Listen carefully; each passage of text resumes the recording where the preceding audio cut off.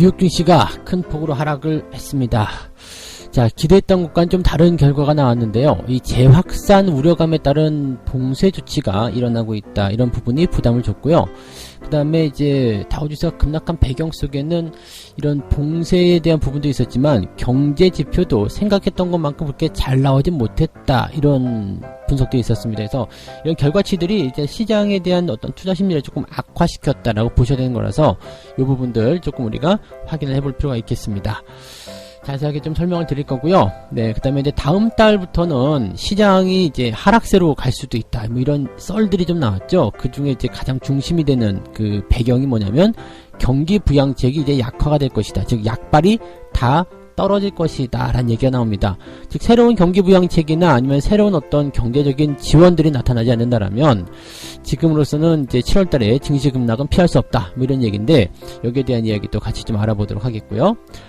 이번에 양도세 때문에 이야기 굉장히 많죠. 세제 개편안이 증권사에게는 굉장한 이익이 될 것이다. 이런 분석도 같이 나오고 있는데, 뭐 일부 투자자분들께서는 이제 이 양도세에 대한 부분에서 상당한 거부감을 느끼기도 하고, 또 어떤 분들은 오히려 잘 된 거다. 네, 양도세 뭐 매기는 게 뭐 어떻게 되겠냐. 네, 이게 그리고 이제 일반적으로 이제 소액 투자하시는 분들에게는 큰 상관이 없는 부분이기도 하거든요. 그래서 여기에서 나는 괜찮은 것 같은데 라는 생각하시는 분도 있는데 여기 대해서 어느 정도 이제 분위기들이 형성될 것인지 다시 한번 정리를 좀 해드리도록 하겠습니다.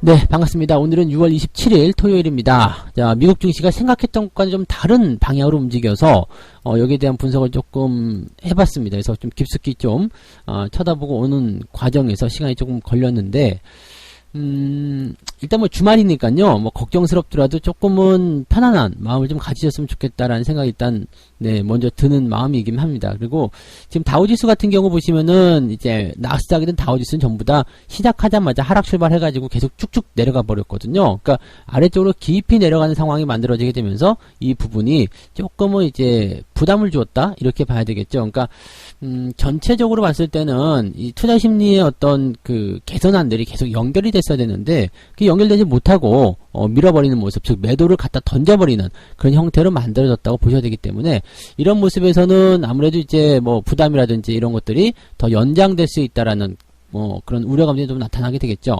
여기에서 이제 가장 크게 생각해 볼 수 있는 재료라고 할 수 있겠죠. 그 재료는 뭐냐면 이제 2차 확산에 대한 우려감. 뭐 별거 아닐 거야. 뭐 그다음에 백악관에서는 계속적으로 뭐 괜찮을 거야라고 얘기하고 있지만 실질적으로 이 부분이 주가의 하락의 원인이 됐기 때문에 여기에 대한 부분들을 조금 더 자세하게 알아봐야 될 것 같습니다. 자, 일단 재료를 좀 살펴보게 되면은요, 뉴욕 증시가 하락한 이유 중에 가장 중요한 요인은 이제 2차 확산에 대한 우려감. 그래서 봉쇄 조치가 강화되었다. 그러니까 전체적으로 봉쇄가 된 것은 아닙니다. 근데 봉쇄 조치가 강화가 됐기 때문에 전초전이 아니냐, 뭐 이런 얘기가 나오고 있죠.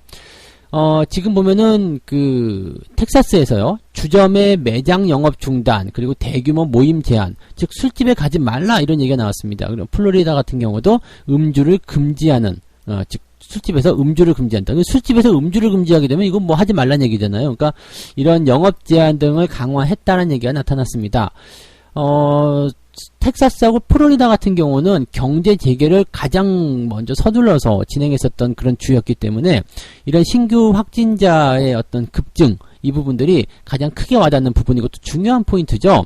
먼저 했으니까 먼저 커진다. 뭐 그냥 이런 단순한 어떤 논리가 아니라 이렇게 경제 재개를 하게 됐을 경우에 2차 확산에 대한 우려감이 커지는 것 아니냐, 확진자가 늘어나야 되는 것 아니냐, 이런 식의 얘기가 나오는 부분이거든요. 그래서 이런 재확산으로 인한 봉쇄 조치를 다시 강화하게 되고 다시 원래대로 돌아가는 것 아니냐, 이렇게 얘기가 또 나오고 있죠. 그러니까 뭐 지금까지는 그냥 현재 시점을 그냥 유지한다 해서 봉쇄를 조금 강화하고 또 백악관에서 그동안 얘기했었던 핫스팟, 즉, 뭐, 집중 발생 지역이라고 해야 되는 거죠. 그쪽에서의 어떤 부분적인 봉쇄가 일어나기 때문에 미국 전역으로의 어떤 위협은 없다라고 하지만 실제적으로 이거는, 네, 우려감을 충분히 가져올 만한 부분이겠죠.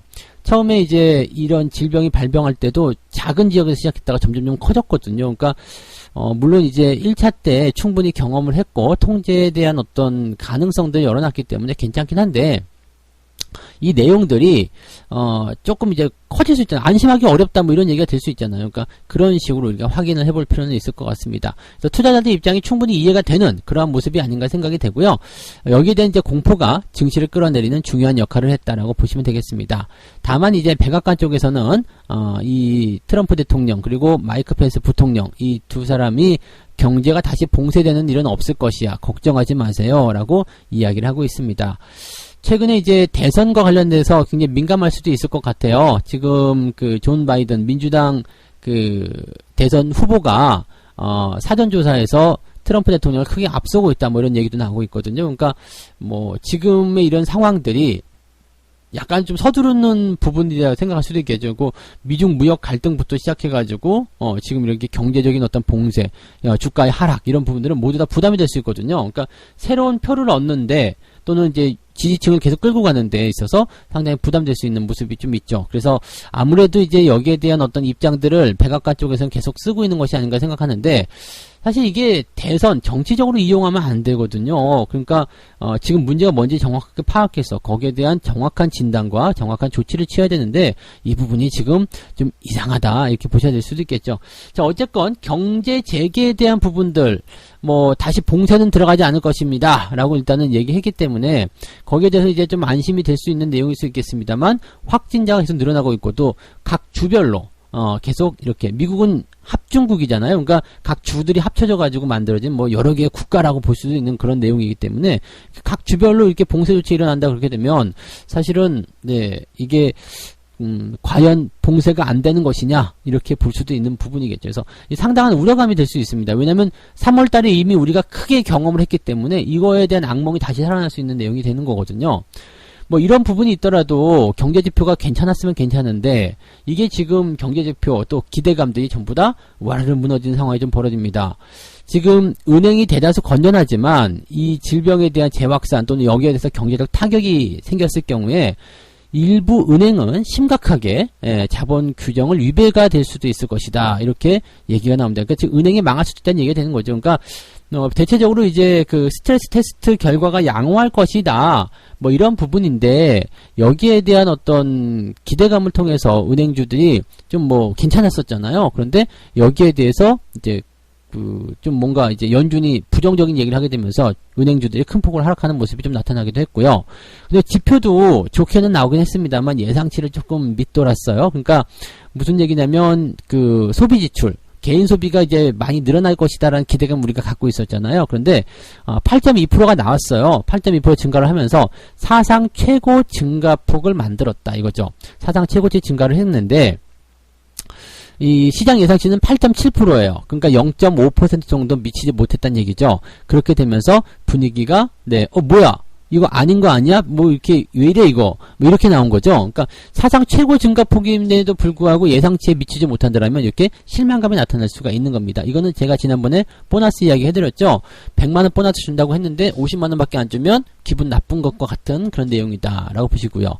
대신에 이제 그 개인 소득은 월가 예상치보다는 뭐 양호했다라고 나오고 있습니다. 전월 대비 4.2% 감소했다라고 되어 있는데 월가 예상치는 이제 7% 감소거든요. 그러니까 생각했던 것보다 사람들이 그래도 돈을 벌어들이고는 있다 이 부분이 되는 거죠. 근데 요거 다시 생각하면요. 돈을 벌고는 있지만 쓰지는 않고 있다는 얘기가 될 수도 있습니다. 그래서 소비에 대한 부분도 물론 충격에서 벗어나고 있고 소득도 다시 늘어나고 있지만 생각했던 것보다 빠르게 진행되지는 못하고 있다. 빠르게 나타나지 못하고 있고 이 부분의 충격은 여전하다라는 것이 시장에 대한 부담감입니다. 그래서 증시가 좀 하락한 모습인데 주말 동안에 여기에 대한 어떤 추가적인 조치 이런 것들이 나오지 않는 이상은 다음 주 월요일 장세 좀 힘들 것 같은 느낌이 좀 있죠. 그래서 상황을 좀 보긴 해야 되겠습니다만 이번에도 개인들의 방향이 좀 잘못된 건 아니야? 라는 생각이 좀 들 수도 있겠네요. 수급동형 지난 그 마감 시황에서 봤을 때는 개인들이 레버리지를 갖다 집어넣고요. 기관과 외국인들은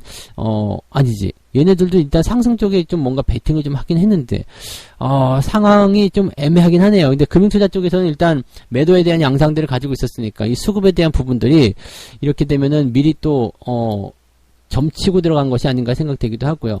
자, 어쨌건 좀 두고 보긴 해야 되겠습니다만, 네, 약간은 불안한 뉴스들이 많이 있다. 그래서 주가가 월요일 아침에는 한번 변동성을 좀 크게 보일 수도 있는 상황이 되지 않을까 생각되고요. 일단 중요한 것은 그거예요. 지지선에 대한 포인트가 계속 지켜질 것이냐, 그 부분을 보시는 게 가장 중요하겠고요. 두 번째 이야기로 넘어가서 조금 더 진행을 해보도록 하죠. 두 번째 이야기에서는 이제 다음 달부터 경제 부양 정책 이 효과가 약화되게 될 것이다. 그래서 국내 증시 하락세가 다시 나오는 것 아니냐 이런 부분인데 방금 전에 말씀드렸던 것과 연결해서 같이 보셔야 될 것 같아요. 미국의 재정 지원 정책이 7월 중에 소멸이 된다. 그리고 실물 경제 회복도 느리기 때문에 주가가 안 좋을 수 있다. 즉 올라가야 될 배경이 없다라는 얘기가 되는 거거든요. 그렇게 되면 사실은 경기 부양책으로 해서 올라온 증시인데 경기 부양책이 약화돼 버린다 그렇게 되면 문제가 될 수 있겠죠. 그리고 실제로 이제 약화가 되더라도 실물 경기가 많이 살아나서 나 이젠 괜찮아. 너희들 도움 없이도 살 수 있어. 이런 식의 느낌이 나왔다면 괜찮은데 그런 거 아니라면 분위기 나빠지죠. 네, 그래서 투자자 입장에서는 지금 굉장히 걱정스러운 위치에 들어갈 만한 포인트가 된 것 같기도 하고요. 질문 중에 이런 게 있었던 것 같아요. 7월 중에 주가가 반토막이 날 텐데 어떻게 하면 좋습니까? 지금이라도 돈으로 다 만들까요? 이렇게 생각하시는 분들 계셨던 것 같은데요. 그 정도까지는 아니고요. 지금 아직까지도 상황을 보시면 상승에 대한 기조는 계속 유지가 되고 있습니다. 그리고 생각보다 더디게 가는 것이지 이것이 회복이 안 되고 있는 게 아니거든요. 그러니까 증시가 반토막이 난다든지 아니면은 우리가 계속 들어왔었던 더블딥 이런 것들에 대한 우려감들 이건 없다고 보셔도 됩니다. 그래서 단기적 조정이 얼마나 세게 올 것이냐 또는 약하게 올 것이냐 거기에 대한 부분일 거고요. 그 다음에 이런 게 있죠. 자라보고 놀란 가슴이 소뚜껑 보고 놀란다고 3월 달에 워낙에 급락 변동성을 크게 겪었기 때문에 그냥 위축이 되는 거예요. 또 그렇게 되면 어떡하지? 이런 부분들. 근데 시장은 이런 것들을 많이 이용합니다. 시장이 뭐라 그랬죠? 모욕의 달인. 네. 시장은 모욕의 달인입니다. 여러분들이 생각하고 있는 그것과 반대로 움직이는 것도 굉장히 좋아하거든요. 걱정이 크면 큰 만큼 시장은 반대로 갈 수 있다는 거 생각하시면 되겠고요. 자, 여기에 대한 부분들 조금 더 풀어볼게요. 미국인들이 실업수당, 현금 지급, 이런 이전 소득이 증가하고 있다라고 되어 있지만 지금 가장 중요한 게 뭐냐면 소비가 줄고 이제 소득은 늘었잖아요. 그러니까 이것은 뭐냐면 소비를 하는 대신에 저축을 늘리고 있다는 얘기죠. 그러니까 경기가 어려울 때는 돈을 많이 주더라도 사실은 이것을 쓰질 않아요.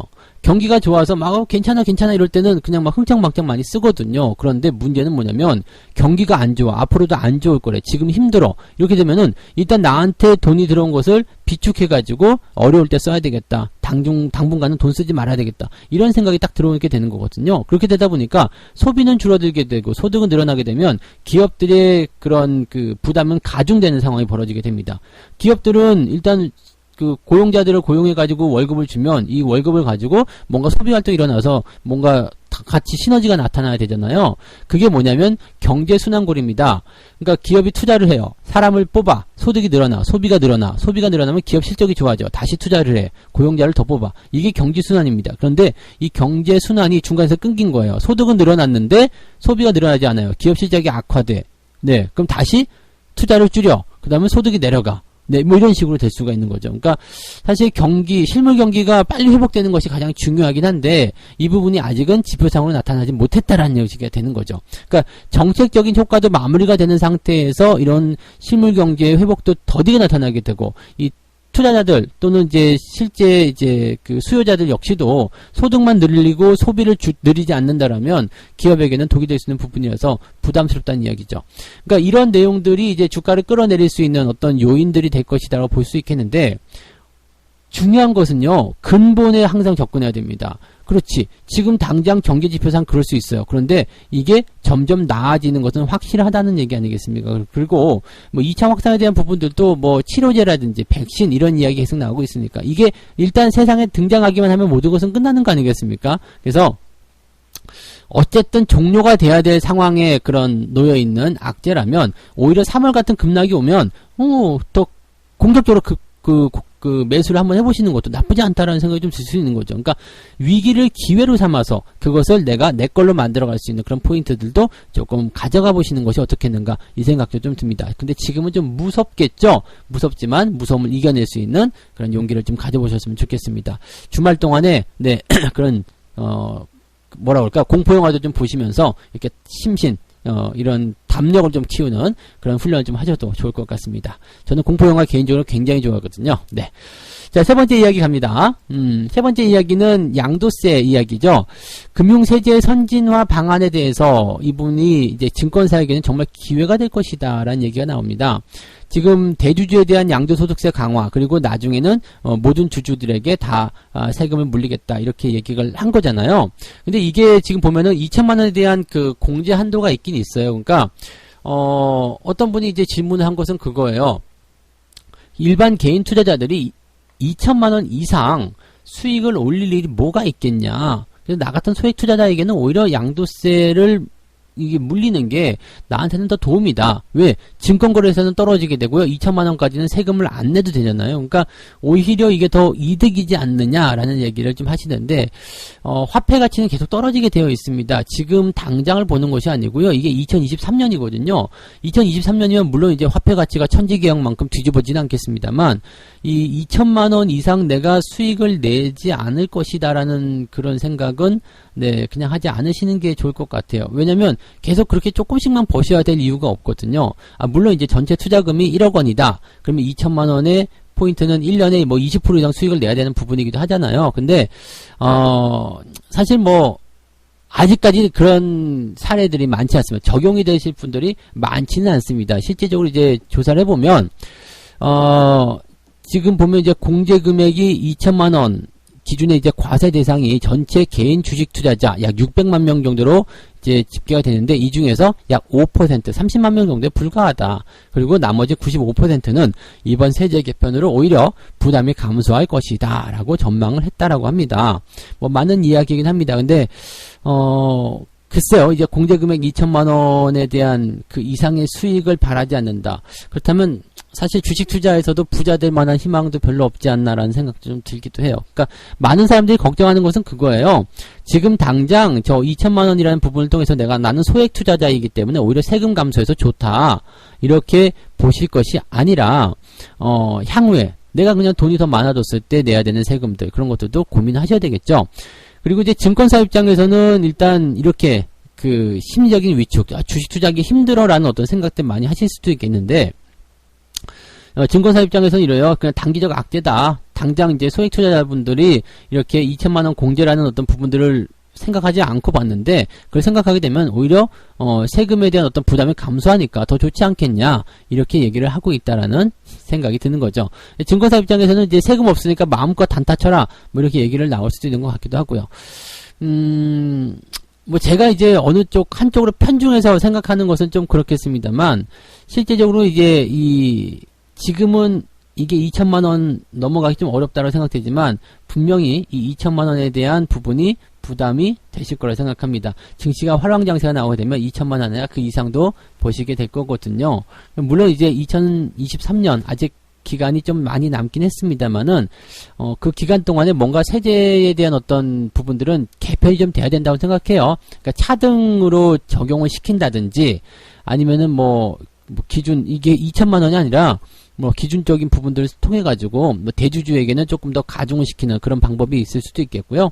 아니면 뭐 증권거래세를 그냥 이렇게 아예 폐지하는 것이 아니라 조금 밑바닥에 깔아놓고 양도세를 조금 낮춰주든지 뭐 이런 식으로 가는 모습도 있겠죠. 그러니까 어떤 식으로든지 간에 이번에는 반발도 좀 심한 부분이 있고 생각했던 것보다 지금 5%밖에 안 된다고 하지만 실제로 그렇지 않습니다. 2천만 원 이상 1년에 2천만 원 이상 버는 사람도 굉장히 많을 텐데요. 네, 그래서 이 내용들을 여러분들이 좀 잘 보셔야지 돼요. 그러니까 당장 눈에 보이는 거, 나는 지금 소액 투자자, 뭐, 투자금이 얼마 안 되기 때문에, 뭐, 그렇게 벌 일이 없다라고 하실 수도 있겠습니다만, 네, 이게 화랑장세에서는요, 굉장히 많은 돈을 버시는 분들이 많기 때문에, 여기에 대한 것들은 우리가 어느 단적으로만 생각할 수는 없다라고 보시면 되겠죠. 어쨌건, 뭐, 지금 법이, 뭐, 초안이기 때문에, 완벽하다고는 할 수 없어요. 그렇지만 이 내용을 조금 더 우리가 좀 수정해서 어떻게든 개인 투자자들에게 더 유리한 쪽으로 만들었으면 좋겠다라는 생각이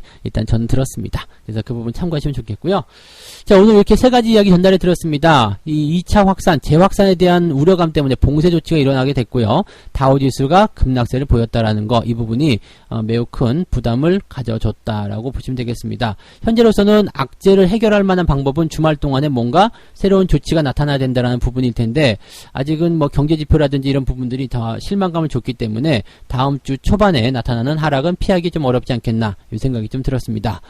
그 다음에 여기다가 엎친 데 덮친 격, 뭐 최근에 계속 적으로 나오는 이야기지만 7월 달에는 경기 부양책이 약화가 되면서 주가가 하락하게 될 것이다. 즉 무언가 이제 눈으로 보이는 것들은 없는데 또 실물 경기의 회복 속도도 더디게 나타나기 때문에 투자자들이 더 위축될 것이다. 이런 부담감이 생겼다라고 하는데, 뭐 여러분들 뭐 극단적으로 보는 것처럼 뭐 시장이 반토막이 난다든지 더블 디비 온다든지 이런 것은 실제적으로 없는 거니까 그런 거는 걱정하지 않으셔도 되는데, 약간의 좀 지지부진하거나 뭐 아니면 투자자를 좀 지치게 만든다거나 이런 형태의 모습은 고민해 볼 수 있을 것 같다는 생각이 좀 듭니다. 그래서 지금 현재 상황에서는 뭐 안 좋은 이야기들이 안 좋은 이야기가 섞이니까 더 나쁠 수도 있겠습니다만, 네, 이게 다르게 생각하면, 네, 오히려 3월 달에 있었던 그런 부분들, 그리고 이런 급락이 나타났을 경우에 오히려 이게 종식이 될 수 있는, 그 끝이 없는 악재가 아니잖아요. 종식이 조만간 될 것으로 생각되는 악재이기 때문에 이게 종식이 된다면 또 여기서 더 큰 기회가 생길 수도 있다는 것을 우리가 한번 생각해 보시면 좋을 것 같습니다. 자, 그 다음에 양도세에 대한 부분들, 물론 뭐 완벽한 법은 아니다. 네, 지금 뭐 좋을 수도 있고 나쁠 수도 있다. 그렇지만 우리가 생각해 볼 만한 부분은 뭐냐면, 이 세금에 대한 부분들이 지금 현행으로 간다라면 개인 투자자들에게 불리한 것은 확실하다 보시면 되겠습니다. 물론 소액 투자자분들에게는 뭐 관심 없는 이야기 될 수 있겠습니다만, 대부분 소액 투자자분들도 해당이 되게 될 거예요. 그러니까 이 내용들을 우리가 조금 고민해 볼 필요는 있을 것 같고요. 약간의 이 세금 제도에 대한 부분들을 개인 투자자에게 조금 더 유리하게 개조를 좀 시켜줘야 되지 않겠는가, 개편이 돼야 되지 않겠는가, 이렇게 생각을 해봤습니다. 자, 책 한 꼭지 읽고 마무리하도록 하겠습니다.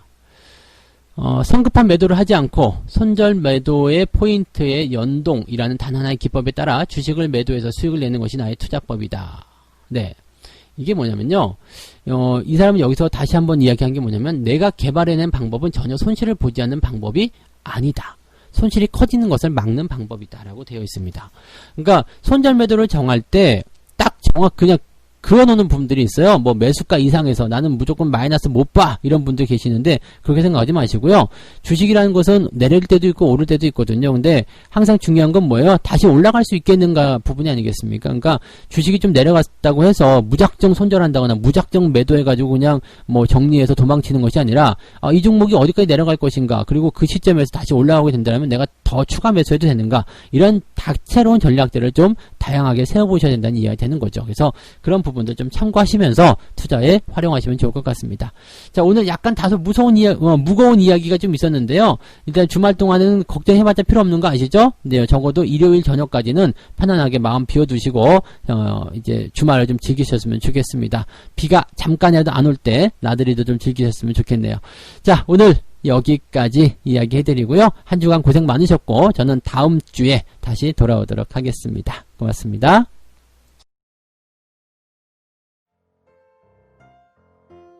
본 방송에서 제공되는 모든 정보는 투자 판단의 참고 자료이며 투자의 최종 책임은 본 방송을 이용하는 본인에게 있습니다.